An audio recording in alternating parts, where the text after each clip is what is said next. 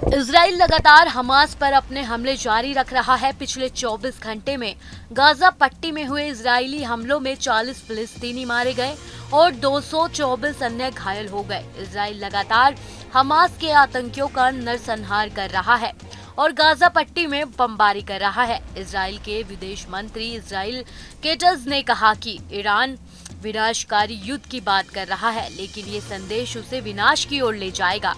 Caters ने x पर post कर कहा, विनाश की धमकी देने वाली सरकार को नष्ट कर दिया जाना चाहिए। उन्होंने ये भी कहा कि अगर ईरान समर्थित हिज़्बुल्लाह लेबनान से इजराइल पर गोलीबारी बंद नहीं करता है और सीमा से दूर नहीं जाता है तो इजराइल उसके खिलाफ पूरी ताकत से कार्रवाई करेगा। ईरान के संयुक्त राष्ट्र मिशन ने शुक्रवार को कहा कि अगर इजराइल लेबनान से सैन्य आक्रमण करता है तो विनाशकारी युद्ध शुरू हो जाएगा।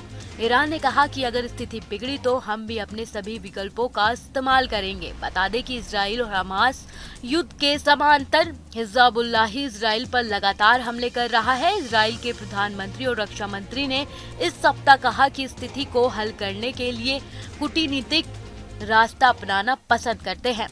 बता दें कि हमास के स्वास्थ्य अधिकारियों के अनुसार इजराइल के साथ युद्ध में मरने वाले फिलिस्तीनी लोगों की संख्या 36,834 हो गई है और अक्टूबर में 2023 में शुरू हुए इस संघर्ष के बाद से हजारों लोग घायल भी हुए हैं।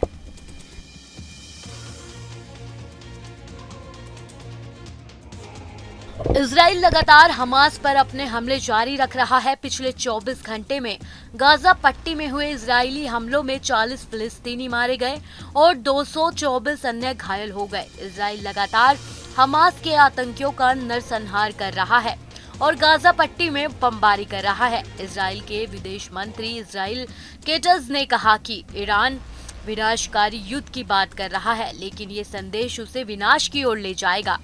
केटर्स ने एक्स पर पोस्ट कर कहा, विनाश की धमकी देने वाली सरकार को नष्ट कर दिया जाना चाहिए। उन्होंने ये भी कहा कि अगर ईरान समर्थित हिज़्बुल्लाह लेबनान से इजराइल पर गोलीबारी बंद नहीं करता है और सीमा से दूर नहीं जाता है तो इजराइल उसके खिलाफ पूरी ताकत से कार्रवाई करेगा। ईरान के संयुक्त राष्ट्र मिशन ने शुक्रवार को कहा कि अगर इजराइल लेबनान से सैन्य आक्रमण करता है तो विनाशकारी युद्ध शुरू हो जाएगा। ईरान ने कहा कि अगर स्थिति बिगड़ी तो हम भी अपने सभी विकल्पों का इस्तेमाल करेंगे। बता दें कि इजराइल और हमास युद्ध के समांतर हिज़्बुल्लाह इजराइल पर लगातार हमले कर रहा है। इजराइल के प्रधानमंत्री और रक्षा मंत्री ने इस सप्ताह कहा कि स्थिति को हल करने के लिए कूटनीतिक रास्ता अपनाना पसंद करते हैं। बता दें कि हमास के स्वास्थ्य अधिकारियों के अनुसार इजराइल के साथ युद्ध में मरने वाले फिलिस्तीनी लोगों की संख्या 36,834 हो गई है और अक्टूबर में 2023 में शुरू हुए इस संघर्ष के बाद से हजारों लोग घायल भी हुए हैं।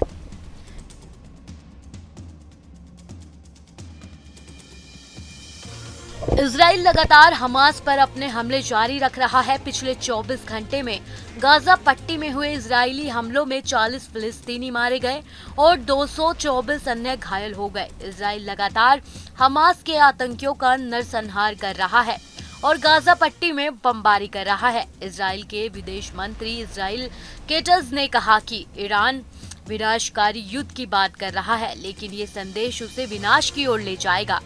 केटर्स ने एक्स पर पोस्ट कर कहा, विनाश की धमकी देने वाली सरकार को नष्ट कर दिया जाना चाहिए। उन्होंने ये भी कहा कि अगर ईरान समर्थित हिज़्बुल्लाह लेबनान से इजराइल पर गोलीबारी बंद नहीं करता है और सीमा से दूर नहीं जाता है तो इजराइल उसके खिलाफ पूरी ताकत से कार्रवाई करेगा।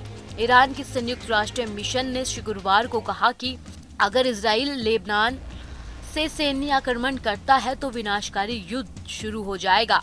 ईरान ने कहा कि अगर स्थिति बिगड़ी तो हम भी अपने सभी विकल्पों का इस्तेमाल करेंगे। बता दें कि इजराइल और हमास युद्ध के समांतर हिज़्बुल्लाह इजराइल पर लगातार हमले कर रहा है। इजराइल के प्रधानमंत्री और रक्षा मंत्री ने इस सप्ताह कहा कि स्थिति को हल करने के लिए कूटनीतिक रास्ता अपनाना पसंद करते हैं। बता दें कि हमास के स्वास्थ्य अधिकारियों के अनुसार इजराइल के साथ युद्ध में मरने वाले फिलिस्तीनी लोगों की संख्या 36,834 हो गई है और अक्टूबर में 2023 में शुरू हुए इस संघर्ष के बाद से हजारों लोग घायल भी हुए हैं।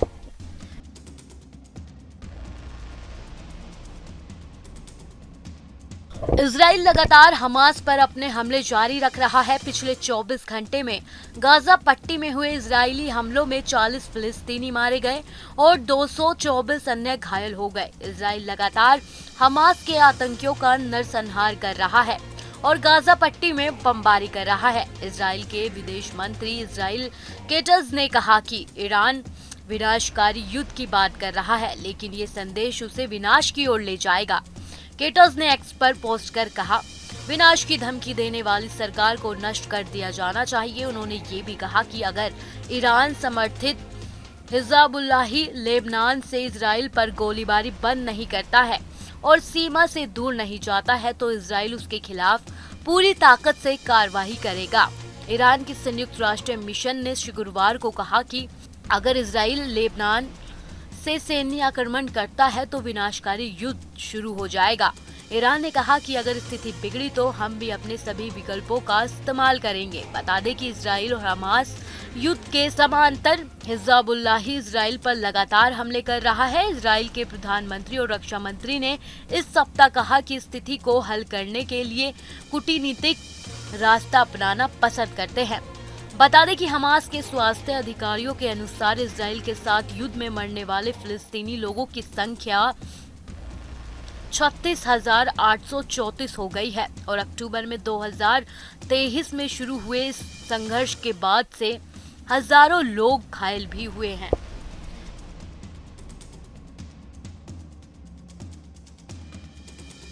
इजराइल लगातार हमास पर अपने हमले जारी रख रहा है। पिछले 24 घंटे में गाजा पट्टी में हुए इजरायली हमलों में 40 फिलिस्तीनी मारे गए और 224 अन्य घायल हो गए। इजराइल लगातार हमास के आतंकियों का नरसंहार कर रहा है और गाजा पट्टी में बमबारी कर रहा है। इजराइल के विदेश मंत्री इजराइल केटज ने कहा कि ईरान विनाशकारी युद्ध की बात कर रहा है, लेकिन ये संदेश उसे विनाश की ओर ले जाएगा।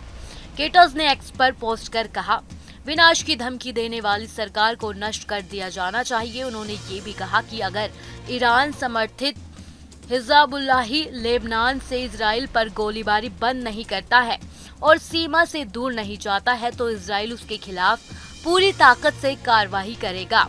ईरान की संयुक्त राष्ट्र मिशन ने शुक्रवार को कहा कि अगर इजराइल लेबनान से सैन्य आक्रमण करता है तो विनाशकारी युद्ध शुरू हो जाएगा। ईरान ने कहा कि अगर स्थिति बिगड़ी तो हम भी अपने सभी विकल्पों का इस्तेमाल करेंगे। बता दें कि इजराइल और हमास युद्ध के समांतर हिज़्बुल्लाह इजराइल पर लगातार हमले कर रहा है। इजराइल के प्रधानमंत्री और रक्षा मंत्री ने इस सप्ताह कहा कि स्थिति को हल करने के लिए कूटनीतिक रास्ता अपनाना पसंद करते हैं।